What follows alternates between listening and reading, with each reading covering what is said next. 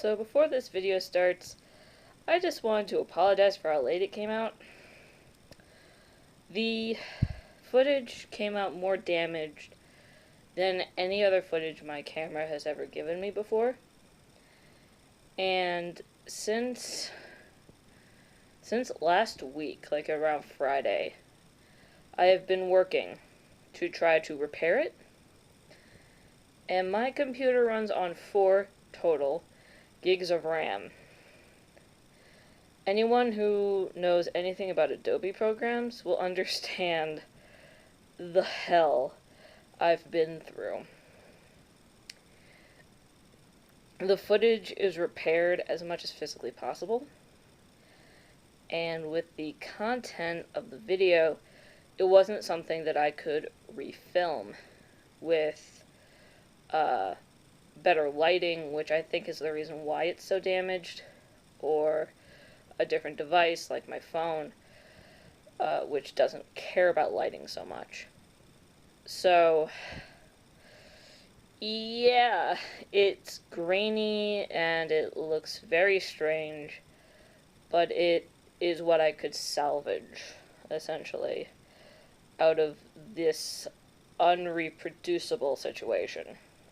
After this fiasco, I'm upping the priority on the upgrade the computer project. So hopefully I will have more RAM in my computer very soon, and problems like this shouldn't arise as frequently anymore. But yeah, I've been working on this video since spring break, and I couldn't release it until now because I couldn't get anything to work. And just to give you guys a taste of what I was going through, I was trying to get the footage at one point to render and export just so I could see what was going on, since the footage wouldn't show me what was going on because of my horrible RAM. It gave me a 14-hour render time. I said, okay, that sucks, but I'll deal with it. I woke up the next morning. Not only did Premiere crash, but the crash deleted my last save. So I lost an audio file, which fortunately was on a separate track, so I was able to just import it back in. But that still happened. And that's just one of the things that went down in this debacle. But I wanted to post this video badly enough that I went through all of this. Was it worth it? I don't know. You guys are the judges of that, not me. So, have fun watching the video, and hopefully the pains of my labor will speak for itself, and hopefully this was actually worth going through all this trouble. Enjoy, guys! Hi guys, Demon Ferret here, and I'm doing another little tutorial thing. And today it's a refurbishing tutorial, and that is how to put new shoes into your feet. Now, there are very few reasons why you'd want to put new shoes into your feet. But typically it's because your shoes don't fit anymore, or they're busted beyond repair, or perhaps even some sort of bacterial problem, God forbid, that is restraining the shoe itself, and you have like a small window to fix it. In this case, these guys were made on slippers, and I thought that that would be a comfortable thing. With the hoof and the rubber on the bottom, it became too heavy, and they actually got very painful to wear, which is the exact opposite of what I wanted. So I had these pair of sneakers that I never really wore, and they're really durable, so I figured, why not? So I did 2 things in preparation for this, because I wouldn't have been able to show it on camera. First, I prepped the shoe, which involved lacing up the laces enough, clipping off the excess, and just lathering this in E6000 so that this wouldn't move at all. Also, I used E6000 on the back so that this little tongue here in the back or whatever you call this, I'm just going to call it the heel tongue, won't fold down, because that will encourage the breaking of the heel. Which is another common reason why people may want to replace the shoes in their feet. But I found that if your heel breaks, the best thing to do is to cut off the heel, just this section, or maybe even all the way back to here. If your Feetpaws are made properly, this should not affect their ability to be worn, or their durability, or how comfortable they are. And they should be able to be put back on again. So, I went ahead and started putting in the shoe for this one, so I can show you guys just what we're doing. We're doing this. We're getting the shoe in here. So we're going to be putting that one in there. And the reason why I did this one already is because I wanted to go immediately from doing this one to showing what you would do afterwards without having to wait a very long time. So this is still curing a little bit. So while this is still curing, we're going to finish that one. So let's go over our tools. We're going to need our cutting instruments. This I'm not actually going to be using, so I'm going to put it over here so I don't cut myself. We're going to need a clamp. We're also going to need bull clips. We're going to need E6000 shoe goo or boot goo. Shoe goo and boot goo are made by the same company, but boot goo is a little stronger, so it depends on what you're using it for. If you're like high performance dancing, stuff like that, I would recommend boot goo over shoe goo and over E6000. E6000 is just what I have on hand. Respirator. It doesn't matter which of the three you're using, use a respirator. And of course, we're going to be using our sewing stuff. And the first thing that you're going to want to do is you're going to want to, well, after you prep the shoe, of course, but it doesn't matter if you're refurbishing or making a foot, you have to prep the shoe regardless.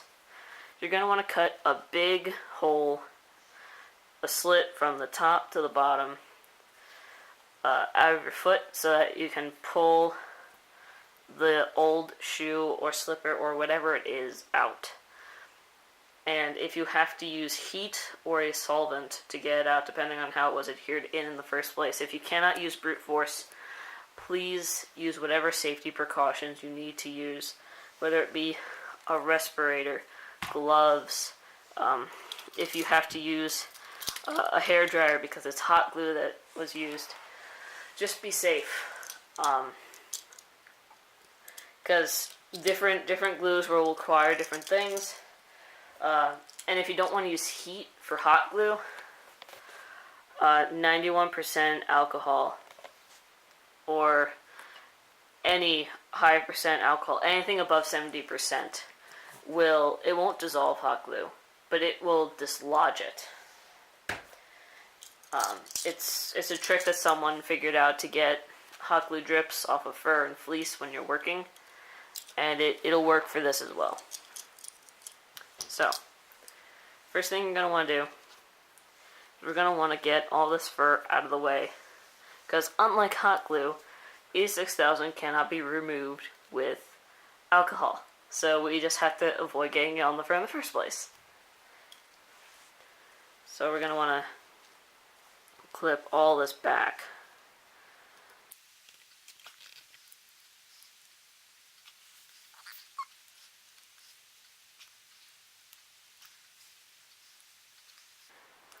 And I will say this right now, if you don't feel that you're comfortable with removing the shoe from your feet or anything of that nature, just go to your maker or go to a maker. Simply because if you do something wrong or dangerous, you could ruin your feet. and it would be more expensive to get new Feetpaws than it would be just to replace the shoes inside. These aren't iPhones. You can replace the parts without having to replace the whole thing. Okay, so now this is where I put on the respirator, and I apologize in advance. I need to replace the cartridges, so I'm gonna sound a little Darth Vader-y. Okay, so now that I've got this on, what we're gonna do is we're gonna put E6000 here, here, and on here. Basically anywhere where I know for sure it's going to touch in here. Otherwise it's just a waste of glue. Don't put glue where it's not necessary. I also forgot to mention this, but typically people like to use like cardboard tabs or something like that to spread glue. I personally like using floss picks. I know, it sounds weird, but you'll see why in a second.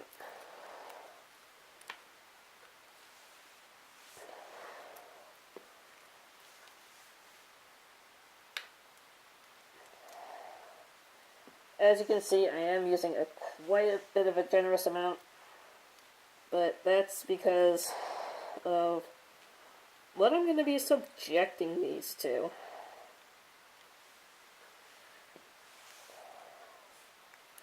Normally you want to be conservative with your glue, and I do agree with that notion. So now we get our floss pick. Here's why I like this. You can spread it. Let's see how it goes over the actual floss part. You spread the glue without losing any of the actual glue.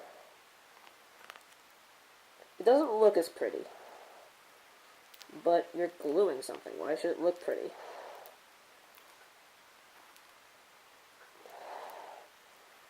And then if you do it right, a very minimal amount of glue gets taken away.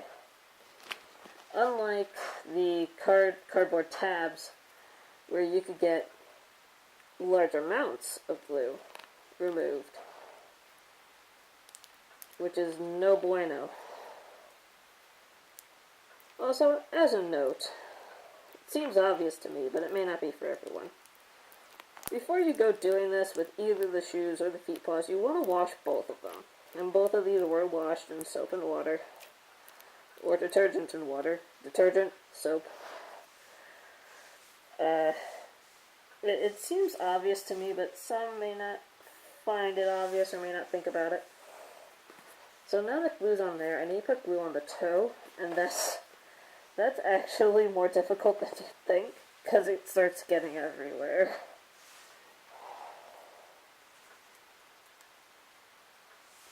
Because I have to do this without dripping. Which is what happened when I did the other one, it started getting everywhere. So, I'm just putting a pretty thick bead of it on there. And just like before, I'm going to use this to spread it around.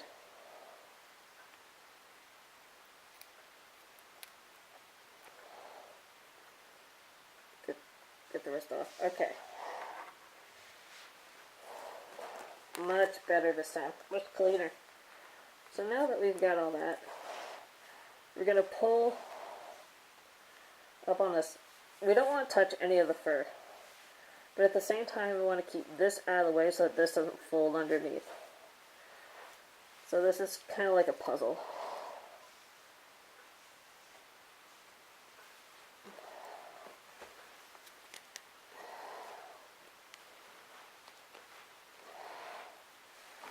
Also, always make sure that your shoe is going to fit into the foot you're trying to fit it into before you do it. Especially if your shoe size changed and that's why you're doing this.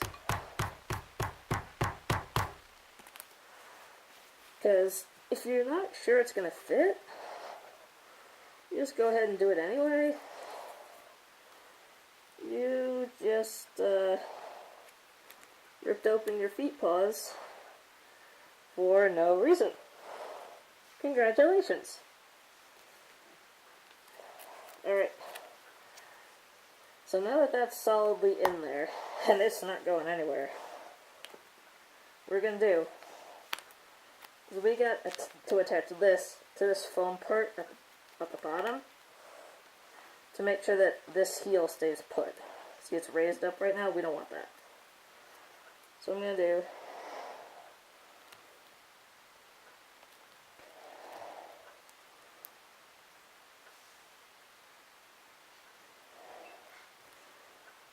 put a large bit of glue in here to make sure that it adheres. And I'm not going to use the floss pick for this because that's unnecessary. Gonna make sure that all this where it needs to be. And now that all the glue is where it needs to be, I'm going to take my clamp. Okay. And see where this dip is in the shoe? I'm going to want to hook it up to there. And just really clamp it together. And you can see, just watching it press against the foam like that. That's what you want to see. So now when I let it cure, and I let it go, it and the foam should stay together from now on. So now we get to close that up. And I will be pulling the glue out again, but I'm not going to put the respirator back on, simply because it's going to be such a short amount of time that I recommend that you wear the respirator, but I'm not going to, because I choose not to. Okay, now for the sewing part, in my specific case, I have these little dew claws to worry about. So what I did was I pull up the fur straight like this, put glue on their bases, and push them into where they want to go. But we're going to be talking about the sewing because not everyone's going to have that situation. But if you do have a situation where you have extra parts that need to be glued back onto the shoe, that's how you do that.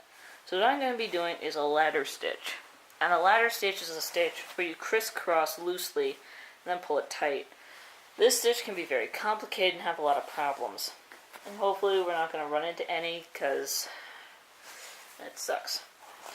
But when you do make the crisscross, the stitch that you make is a basic line stitch, which is from A to B, and it's a line. And you just do that from side to side, all the way up and down. Well, just up, actually. You want to always go in the same direction with these. Start going in different directions, you're just looking for trouble. Because you want to make sure that they can be both tight, and the moment that you start going in different directions, it can't be pulled tight anymore. So the first thing you want to do is you want to go to the bottom of your hole. Now the entire time I do this, I can bet you that this guy is going to get loose, because he's very close to this edge. So once I tighten this up to about here, this isn't going to be a problem anymore. And I'm not going to show you guys the entire time of me stitching this, because we're going to be here for hours if I do. So first thing I'm going to do is I'm going to put just one stitch in the bottom of the hole to ensure that it is in the fur. And then we're going to do that line stitch motion that I showed. And for the first couple stitches, I'm going to pull it tight just to make sure that it is fastened, essentially. The beginning is always the hard part. And with fur, it's even harder. And you can see, because I have to yank this all over the place. And that thing being glued is not going to be a very long situation.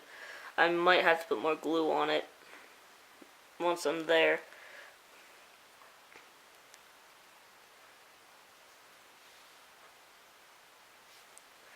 As you can see, right now I'm stitching just at the bottom.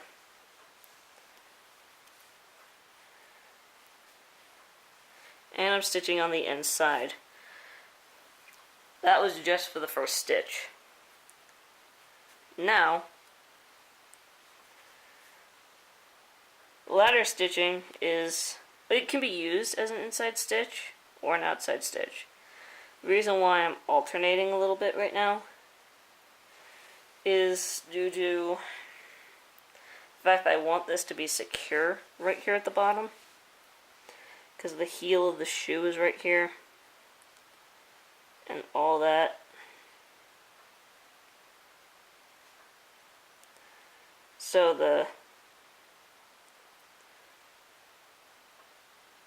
here we go.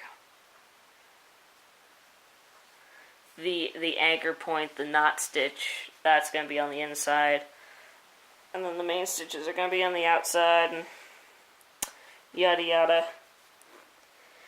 And as you see, I'm pulling it tight right now, just for these first couple stitches. But even with just that one pull, you can kind of see how this stitch works. So while I'm sitting here sewing like an idiot, I want to cover something that I feel is a bit important.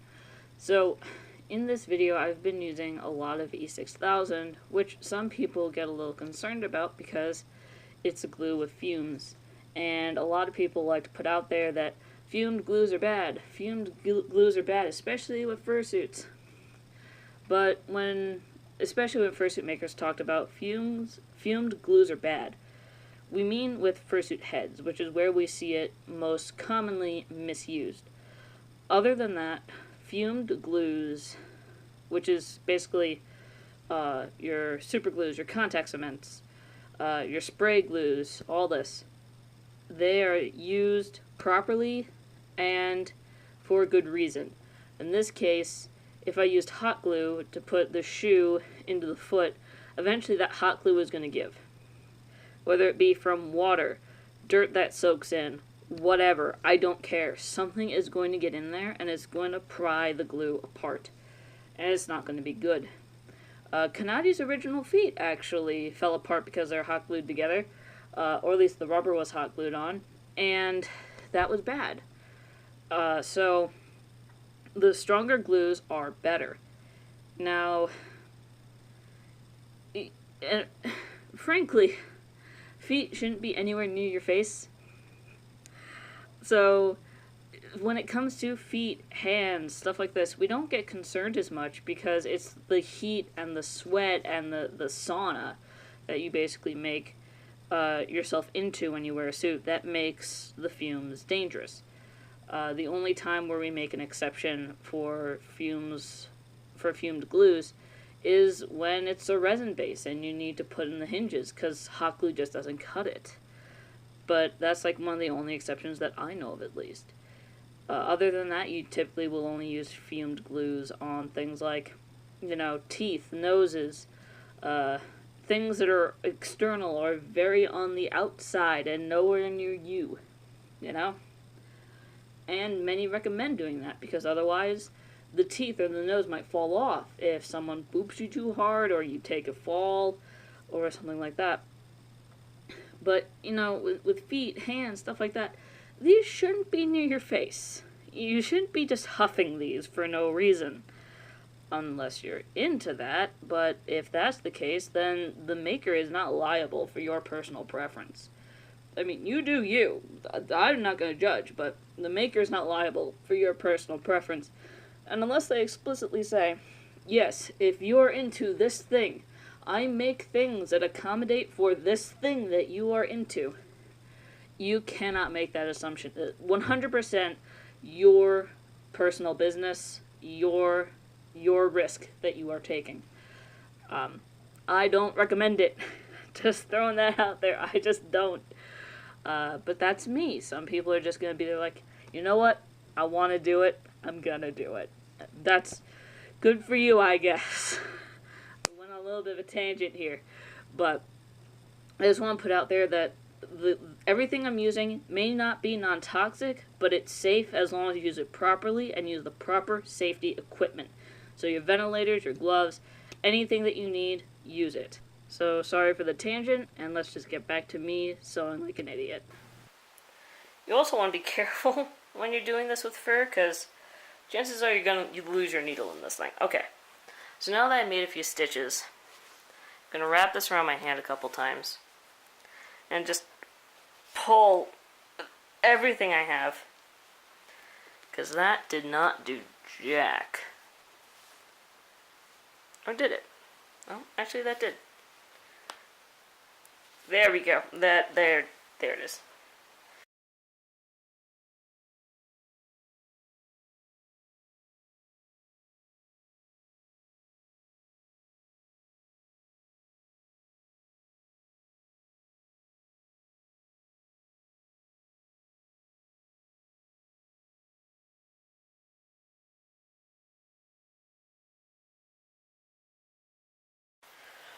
But yeah, that's how that works. And I'll show you guys what this looks like when everything is sewn together. But yeah, then you just keep going back and forth and back and forth and tightening and tightening and tightening until you reach all the way to the top. And you should have a seamless or near seamless thing. And if you want, I wouldn't recommend it. If you really wanted to, you could glue your stitch to your shoe to keep this bottom part from coming apart. I highly don't recommend that, just in case you have to do a repair again. Because if you do that, then you close all doors for being able to do a repair. Or, at the very least, you make it very hard to do. So, I'll show you guys what both hooves look like when they're finished. As I put this dew claw back on. And here they are. They're finished. So, I haven't been able to put both of them on because this guy still has one of its dew claws was wiggly. So I had to go in, cut some slits, stick some foam in, saturate with E6000, and it still has to dry. But I was able to put this one on and do a Hunchback of Notre Dame walk everywhere. And oh my god, it's so much better. I can actually pick up my feet. And yeah, in the old ones I couldn't actually pick up my feet. Anyone who's seen me perform in Sharky knows I basically had to shuffle everywhere. Which, this is the best way I can simulate the sound. I basically did this, but really loud everywhere. Because this is hard recycled tire rubber. Like, this sounds like a door. Imagine this everywhere, but extraordinarily loud. It was annoying. I can actually pick up my feet, walk heel-toe like a normal person, instead of, like, a weird glide that I was doing before. Like, I can't even imitate it. But it's a shoe now. Oh my god. It's so great. So that is how you transplant a shoe into a foot that either needs a new shoe or needs shoes at all. Now, I know that I made a few notes about some of the materials that I used, but I want to stress them again. Please don't use E6000 on anything that goes near your face. So, with feet and everything like that, it's perfectly fine to use, like I said, but for heads, unless it's something exterior, you don't really want to use it. You don't want to use E6000. Stick foam to foam, or foam to a balaclava, or foam to resin, or ears to resin, or I think you get where I'm going with this. Also, another note about E6000, while it doesn't have the longest drying time of some of the glues, it's not fast either. These have been sitting here for 3 days now, since I initially put the shoes in, and now is the time I feel comfortable to try to wear them. And that's why I don't feel comfortable wearing this guy, because he now has fresh glue in him. So this guy is going to wait for another couple days before I even try. So yeah, that's how you do that. If you have any questions, leave them in the comments below. Hopefully this was helpful to some of you guys who may need to do some refurbishes. Hopefully this is also helpful to some new makers who maybe don't know how to put shoes into suits, who may need shoes. Maybe they have a customer who needs a refurbishment that they don't know how to do, or something along those lines. Maybe you built a foot without a shoe like I did here, and it was just the wrong decision. Well, this is how you fix that. No problem, almost no problem, is without a solution. So you just need to figure out what the solution is. So for this problem, here's the solution. I will see you guys later. Bye!